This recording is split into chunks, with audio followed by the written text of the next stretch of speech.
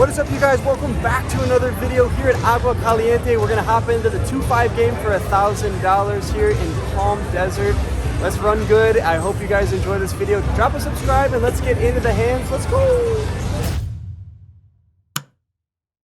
All right, happy New Year, you guys. We have a lot of exciting content planned for 2023, and I hope you guys run as amazing as I did in 2022. We're going to start off this vlog here from Agua Caliente with the Jiggities. Shout out to Brad Owen. We looked down at them from the hijack, and I decided to open it up to $20. Only the big blind puts in the call. We're going heads up to the flop in position, which comes 4 deuce with 2 spades. I doubt he has a 4 in his hand, or a deuce for that matter. So when he leads into me for $45, I'm putting him on a pocket pair type hand, or maybe a hand like ace jack of spades, ace queen of spades. So yeah, something like that. I could be going for a raise in the spot, just targeting all those flush draws, but instead I just put in the call. I'm not exactly too sure why he's leading into me on the flop, but regardless, we're off to the turn, which comes the 4 of diamonds. Pairing the board, and now unsurprisingly he decides to slow down and check. You really shouldn't be bluffing on a paired board if you had like a flush draw, because what if I had a 4 or a deuce? I mean, it is pretty unlikely because I did raise it to $20 pre-flop, but still some caution exercised by the big blind. And when he checks it over to me, I still got to target now all of his pocket pairs. For instance, if he had pocket 7s or pocket 8s, he's not going to fold here to one more bet. So let's get some value. I decided to cut out a bet to the tune of $70. The opponent shuffles his chips one time before putting in the call, and we're off to the river, which comes the absolute best card in the deck, the Jack of Clubs. Bang! We river a boat. Rivering a boat is always nice, and he checks it over to me once again. He has around 250 left in his stack, and we're going to play for all of it. There's 270 in the middle, so if I had any bluffs here, like some missed spade draws, I would fire an all-in bet as well. That's what I'm going to do with my rivered boat. I jam for $250 effective. He puts in the call, so hopefully he has a hand like 9s or 10s. The only hands I'm losing to are quad 4s and quad deuces, right? So I turn over my hand, and he mucks, showing the Jack of Spades followed by the 8 of Spades. So yeah, he had the flush draw going up until the river. He ended up making a pair and then paid me off in that $772 pot. Let's go. Moving right along, I pick up spades of my own. I'm on the button and I have King 10 of Spades, and the low jack opens it up to $15. Of course, I'm going to 3-bet. I want to be aggressive in this session and start the new year off with the right tone. I 3-bet him to $45 and he puts in the call, bringing us off to a flop. Flop comes ace-5 with no spades. In fact, it does have 2 hearts. When the low jack checks it over to me, I think it's important to go for a third of the size of the pot on this flop. That's what I decided to do. $35 going into the middle. I can have all the strong aces like ace-king, ace-queen. He's going to have a lot of the weaker ones like ace-10, ace-9. Maybe ace-5 he could have, and pocket 5s that we need to be worried about. But when he puts in the call, we are off to the turn. The turn now comes the Jack of Spades, which is a card that connects with both of us for that matter.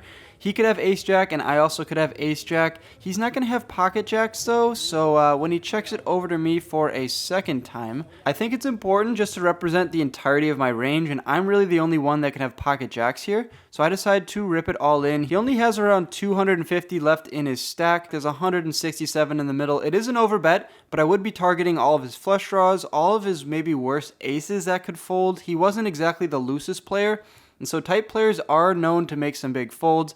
I'm not really trying to get any of his aces to fold, obviously. I'm really just trying to get the flush draws to fold, and I'm also trying to get maybe a hand that made a jack on the turn, or maybe a pocket pair like 10s, 9s, or 8s. Either way though, when I rip it all in for $255 effective, he snap calls me and turns over ace jack. So yeah, that looked pretty stupid, and that's one of the hands that he could have there that had me beat. But yeah, I think it's okay the way I played the hand. The run out comes a 7 of hearts. So now in case he called me behind with a flush draw, he would have got there as well. And he quickly assembles his chips, gets them doubled up, and scoops in that nearly $700 pot. Okay, we need some run good in this next one. I looked on an ace-king offsuit from the hijack. $10 straddles on, 1 call to me, and I raise it up to $50. The big blind puts in the call, and that leads us off to a flop in position, which comes ace high. Ace jack 5 to be specific, a pretty great flop for me unless he has ace jack or ace 5. As we saw in the last hand, they can definitely have ace jack, and he checks it over to me. There's 122 in the middle, and I think $50 is a good price to play for here, so I toss in 2 green chips, and the opponent doesn't think about it for too long before putting in the call once again. When the turn card now comes the 5 of clubs, it's a card that's going to connect a lot better with the big blind than myself. Still, he just checks it over to me, and I think I need to go for more value. He could still have weird hands like ace 10, ace 6, ace 7. He could even have a hand like queen jack and still call me for another bet. So when he checks it over to me, I decide to bet out for 125 into the $222 pot. Now what I don't expect to happen actually happens when the big blind check raises me now to $300. Very, very strange line. I don't think he's doing this with an ace because I bet big on the turn. Like, why would you ever check raise me with ace 10 here? I have that hand beat, obviously. Maybe he could have a hand with a 5 in it. Like 5, 6 of hearts would make a little bit of sense. 5, 7 of hearts, 5, 4 of hearts. Or he could have a hand like pocket jacks. Like, he was in the big blind, and a lot of players play pocket jacks in a weird way. It's not uncommon for them just to call a raise. So yeah, pocket jacks are not excluded. Still, I'm putting him on a very narrow range, but at the same time, in these low stakes games, when someone check raises you and you're telling them you have a great hand, it's pretty often that they do in fact have a better hand. So either he has ace jack here, something with a 5 in it, or pocket jacks. That's what I'm putting him on. I'm going to respect his raise, and I'm going to find a better spot, and I actually muck my cards. You guys can let me know down in the comments if you guys thought that was a bad fold. But I feel like if I put in the call on the turn, I was going to face probably an all-in on the river. So if you guys were putting in the call on the turn, were you doing that to fold the river? Because that seems a little bit weird. And if you were doing it to call the river, what hands are you expecting him to be bluffing with here on the turn? Yeah, very interested to hear what you guys have to say. And yeah, it feels bad to lose that $647 pot, but good news, we have more chips in our pocket. I rebuy for $200 more, and I look down at ace 10 offsuit from the button. Okay, pretty decent hand. There's a few limps to me. So when you have a decent hand and people are not putting money in, let's put the money in ourselves. I decided to raise it up to $30. And now they want to put more money in. 5 people put in the call. So yes, we are 6 ways to a flop, which gives me a gutter to Broadway. It comes king, jack, deuce, rainbow. When the action checks over to me on the button, I think it's a bit ambitious to bet into this many players. Given the fact I also just have ace high and I want to realize my equity on the turn of the river, I decide to check behind. When I check behind, there's one card in the deck I want to see. Well, actually 4 of them, but just all different suits. And we get it. It comes the queen of clubs. Bang! We turn Broadway. Checking behind never felt so good. Get that free card. Give me the nuts. And let's see if the action checks over to me once again. Unfortunately, it does check over to me once again. I would have loved to see a bet, and then I could have either raised or just smooth called. But when it checks over to me, there's still 5 other players in the hand. So I'm going to bet out here for $80. And hopefully somebody has a piece of this board. Maybe jack queen, pocket deuces, maybe king jack or king queen. The low jack says he has something on this board, and he puts in the call. And that also incentivizes the guy to my right in the cutoff to put in the call as well. We are not complaining one bit. $240 more going into the pot, and by the river it comes the 6 of diamonds, and the action checks over to me once again. At this point, I'm putting people on 1 or 2 pair type of hands. I look over at their stacks though, and the low jack has around 450 left, and the cutoff only has around 50 bucks. So 450, the pot's almost around that. So let's just rip our entire stack all in, covering both the players. That's what I decided to do. I put in a little stack of green there and say all in. Unfortunately, though, both players think that I'm super strong in this spot, and their spidey senses were tingling because I do, in fact, have the nuts. Low jack gets out of the way, and the cutoff does as well. Still, that queen from space came on the turn, and I am not complaining one bit. Let's freaking go.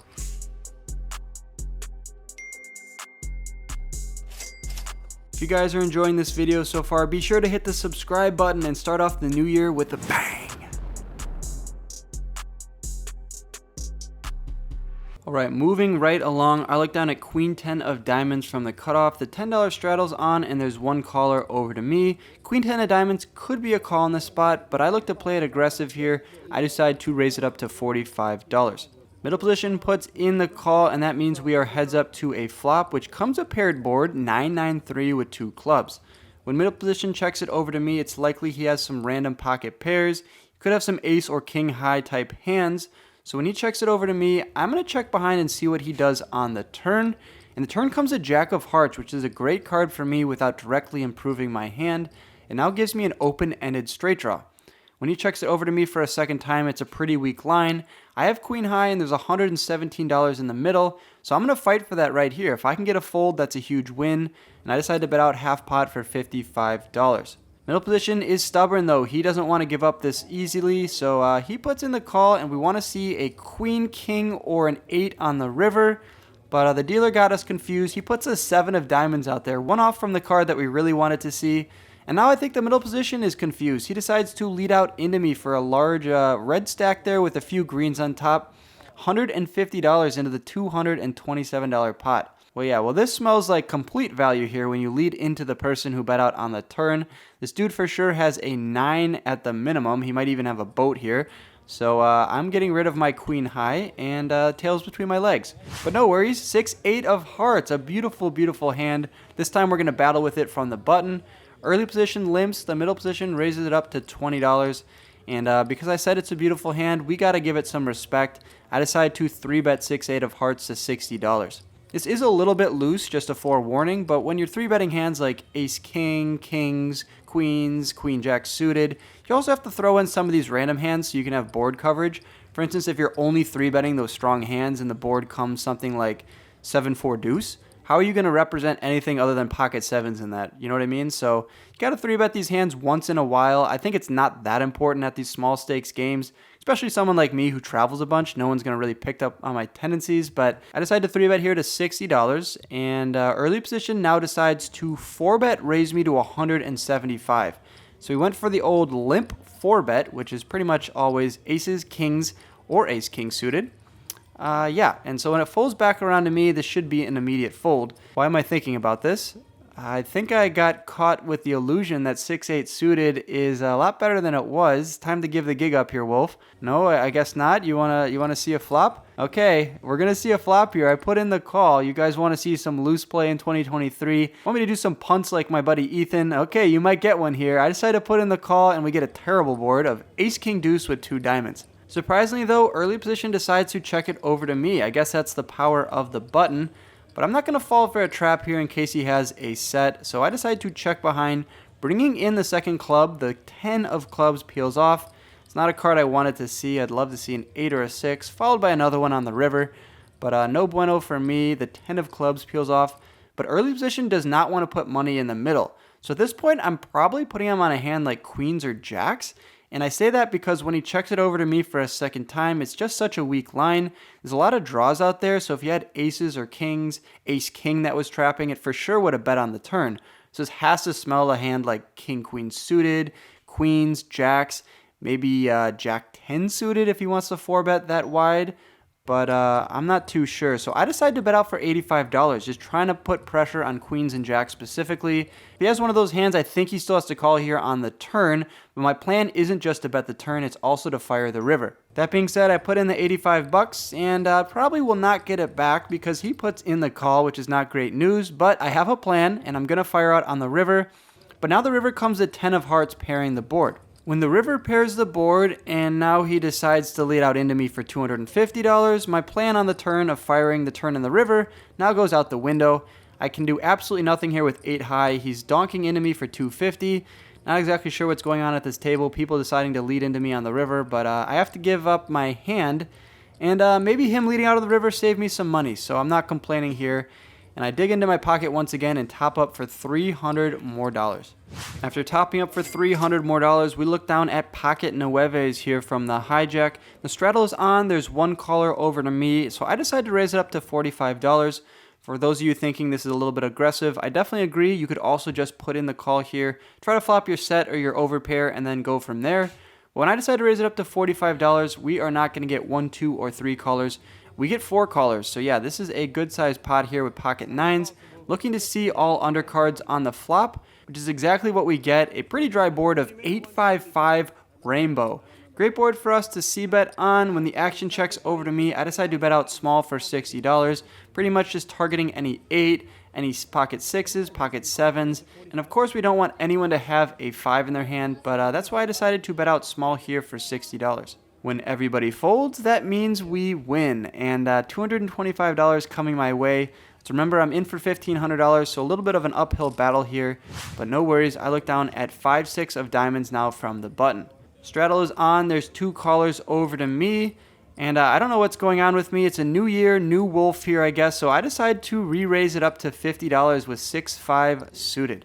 Only the straddle puts in the call. It's not uncommon for the straddle players to play loose. When they have that 10 bucks in there, it's pretty hard to get them to fold. And we are off to a flop heads up, which comes ace, king, jack with 1 diamond. Now off the bat, it looks pretty bad, right? I don't have any of this board. I have at best a backdoor flush draw, but it's still just 6 high, so not very good.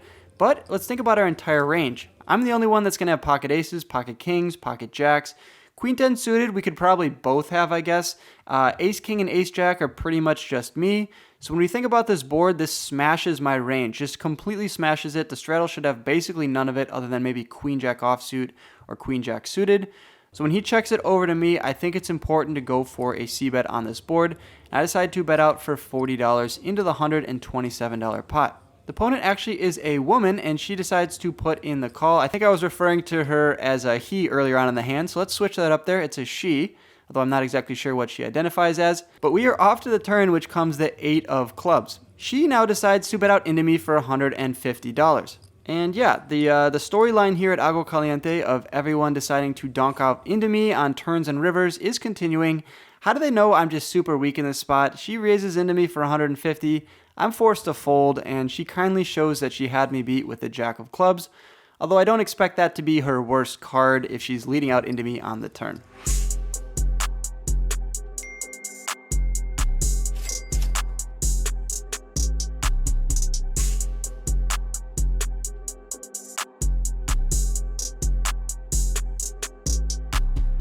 1.1k in my stack. I look down from the cutoff at a7 of diamonds. Few limps to me, so I raise it up to $20, just looking to keep the aggression going. And 4 players put in the call, leading us off to a flop, which comes ace high, ace king 10 with 2 clubs. When the action checks over to me, I'm out of position to the button. I'm in the cutoff, obviously, and I decide to check it over to him. He checks behind, bringing in the 3rd ace, the ace of hearts, giving me 3 of a kind. Small blind now leads out for $55, and when the action folds around to me, obviously I'm doing nothing but calling here. I say obviously, but it's not that obvious of a spot. Maybe I could do some raising, protecting against a hand like king queen. Maybe 2 clubs in it would pay me off, but there's not many worse hands that I'm going to get value from. So I decide just to put in the $55 and keep a lot of his bluffs in, and we are off to the river. When the river comes to 6 of clubs, it's not a great card because a lot of those bluffs now became made hands that have me beat. I just have 3 of a kind, so any straight has me beat, any better ace, or any flush has me beat, and he continues to the tune of $100, which really doesn't seem like a bluff. I think if he was bluffing, he'd go a lot bigger, like 150, 200, 250 even. So $100 just feels like value. I'm pretty much just calling here. I'm never going to be raising. It feels weird with 3 of a kind, but at the same time, I think raising just only gets me called by better hands. So I just put in the call, and he does in fact show me a bluff. 8-4 of diamonds for an absolute nothing. Yeah, 8-4 of diamonds is sometimes you're going to get shown that kind of a hand. But yeah, a raise would definitely not have accomplished anything on the turn of the river. So pretty happy that I played it the way I did. I think I got the maximum. All right, moving right along, we have 2 hands to go. I look down at ace-king offsuit from the small blind. I put this hand in here to show you the developments and the table dynamics.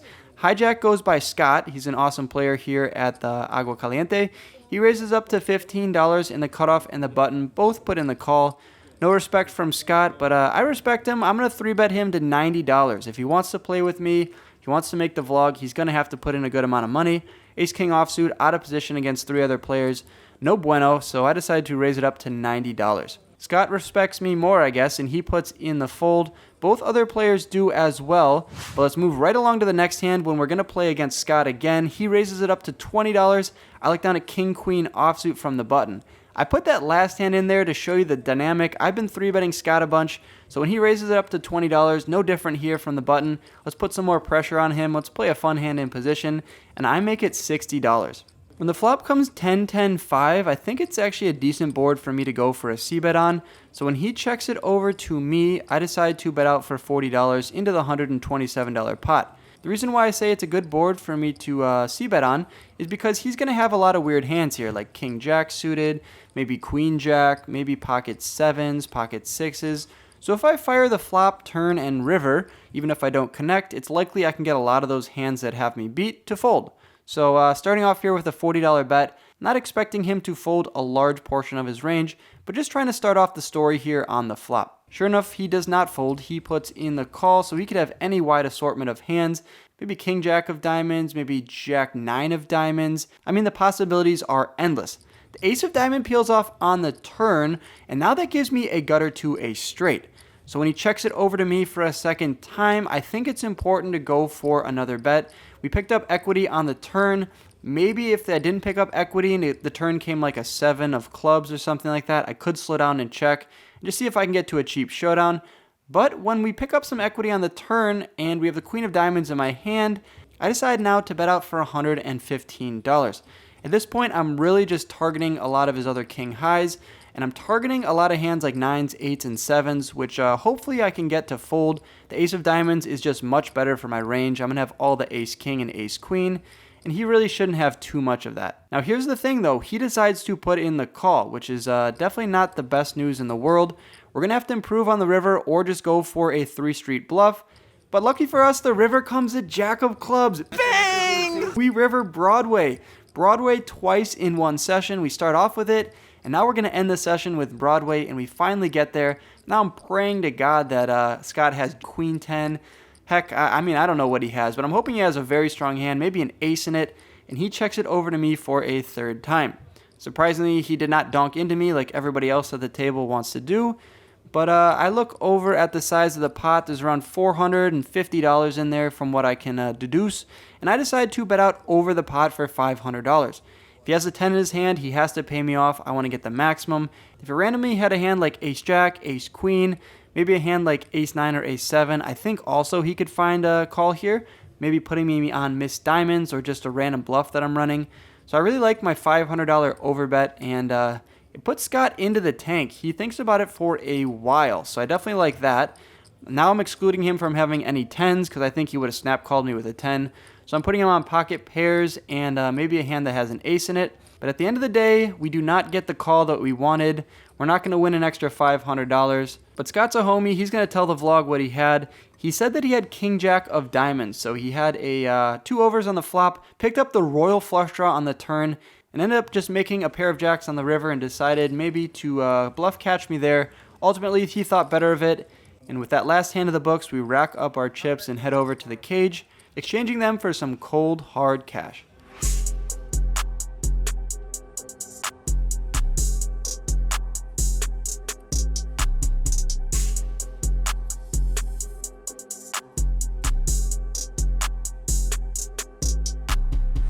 All right, you guys, that wraps up that crazy swingy 2-5 session. Ended it with a bang against Scott. If you're watching this, you're a homie.